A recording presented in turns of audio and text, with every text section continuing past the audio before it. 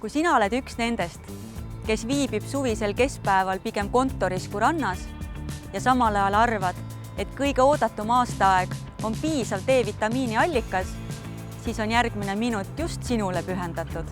D-vitamiini süntees nahas sõltub päikese kaldenurgast maale. Selleks, et aru saada, kas päike on piisav D-vitamiini allikas või mitte, on olemas üks väga lihtne nipp.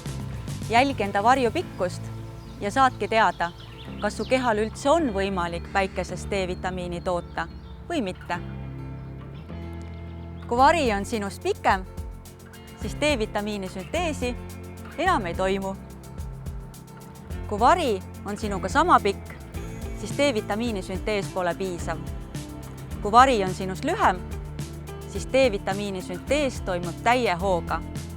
Aga kui varju pole üldse näha, nagu praegu, siis pole lootustki kehal D-vitamiini saada, sest päike on pilve taga.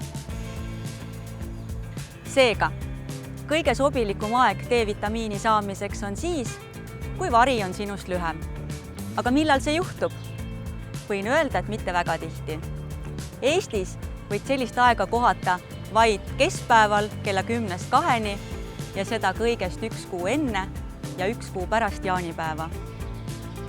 Siit järeldub, et Eestis on D-vitamiini saamisega päikesest üsna kehvad lood.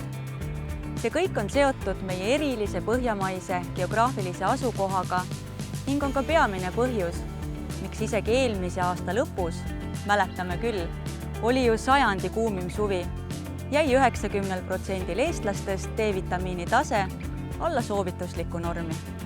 Ainult lihtsad asjad ei vea alt. Sellepärast tarvita D-vitamiini toidulisandina ka suvel.